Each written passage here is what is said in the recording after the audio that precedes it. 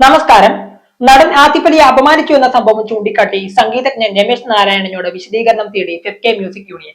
ഇന്നലെയാണ് ഫെഫ്കയുടെ ഭാഗമായ music union Ramesh നാരായണനോട് വിശദീകരണം ആവശ്യപ്പെട്ടത്. മാധ്യമങ്ങളോട് പറഞ്ഞ കാര്യങ്ങൾ തന്നെയാണ് വിശദീകരണക്കുറിപ്പിൽ രമേശ് അറിയിച്ചതെന്ന് ഫെഫ്കയുടെ ഭാരവാഹികൾ അറിയിച്ചു. ആസിഫ് അലിയെ കരുതിക്കുട്ടി അപമാനിച്ചിട്ടില്ലെന്ന് രമേശ് നാരായണൻ കഴിഞ്ഞ ദിവസം മാധ്യമങ്ങളോട് പ്രതികരിച്ചിരുന്നു. ഇപ്പോൾ പ്രചരിക്കുന്ന ദൃശ്യങ്ങളിൽ നിന്നും അങ്ങനെ തോന്നിയിട്ടുണ്ടെങ്കിൽ ഞാൻ ക്ഷമ ചോദിക്കുന്നു. ആസിഫിനെ വിളിച്ച് സംസാരിക്കും. ഞാൻ ഏറെ ബഹുമാനിക്കുന്ന നടനാണ് ആസിഫ് അലിയെന്നും രമേശ് നാരായണൻ വാർത്താ സമ്മേളനത്തിൽ വ്യക്തമാക്കിയിരുന്നു.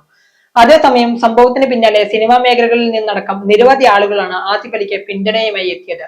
ലെവൽ ക്രോസ് സിനിമയുടെ പ്രൊമോഷൻ പരിപാടികൾക്കായി എറണാകുളത്തെത്തിയ ആസിഫ് തുടക്കത്തിൽ വിവാദങ്ങളോട് പ്രതികരിക്കാൻ തയ്യാറായില്ല.